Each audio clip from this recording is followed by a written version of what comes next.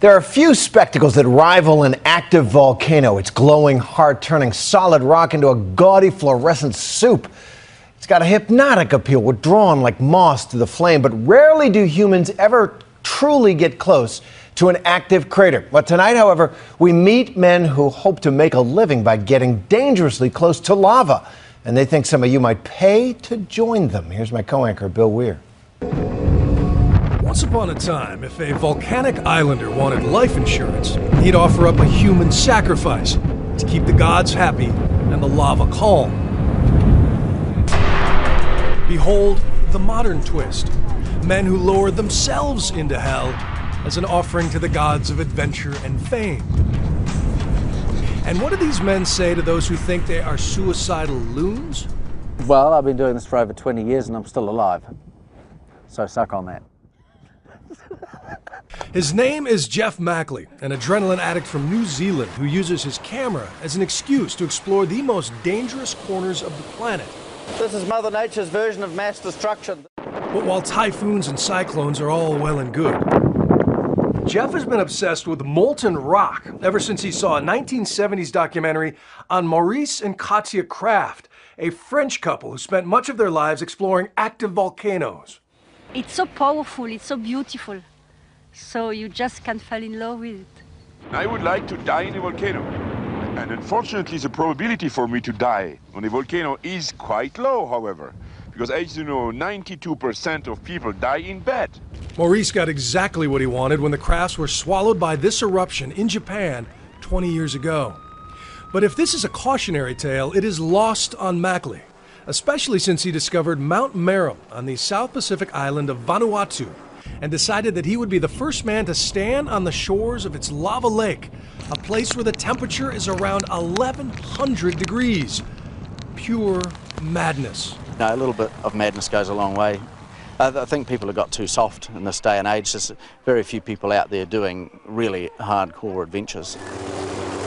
But just getting his team and 3,000 pounds of equipment to the rim of the crater is a death-defying test. That wind's gonna be a bastard. The belching mountain creates its own violent weather system. Gale-force gusts buffet the helicopter. Put that camera away, Shag, so I can't see out of there. But it seems risk is part of the arrangement whenever Mackley calls.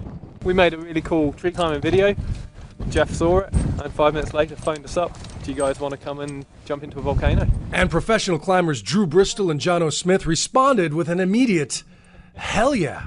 It's the most amazing place in the world. To get a human down on that last lip, looking the size of an ant, that's really the ultimate shot.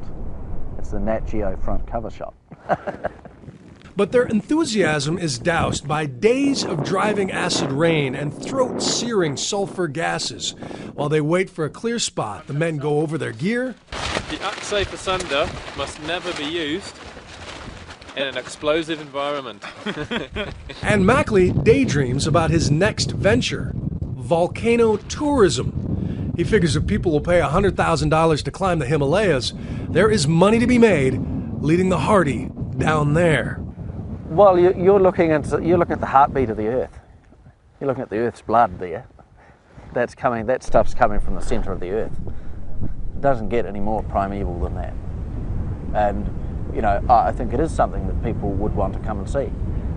Let's make history, bro. Finally, a tiny window in the weather, but there's only enough logistical time for two to make the trip down. The younger men will go, and Mackley tries to hide his disappointment. It's a bit like climbing Everest. It's a team of people that set out. Not everyone gets to the top. In their shiny, insulated suits, Jono and Drew lower down to the place no man has ever walked. 8 meters away from the molten lava. The floor of the crater, a scorched hellscape. But they press on. Lava from the center of the earth. Still warm. Still warm. The ground moves constantly, and one wrong move, one errant burst of lava could end their lives. Damn, this is intense.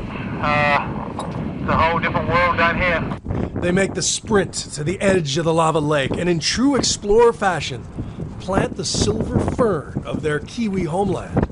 No, we've got the New Zealand flag, so officially this is New Zealand territory. So this is the very lip of the lava lake. probably 1 metre away. Little bits of lava coming out over the top of us. And that, my friend, is lava! Woohoo! Woo! Yeah! First people in the world ever to have been down there. More people have been on the moon that have been down that pit. And most people in the United States have probably never heard of Amber. This is unspoilt paradise. This is like being on Mars. It doesn't get any better than this.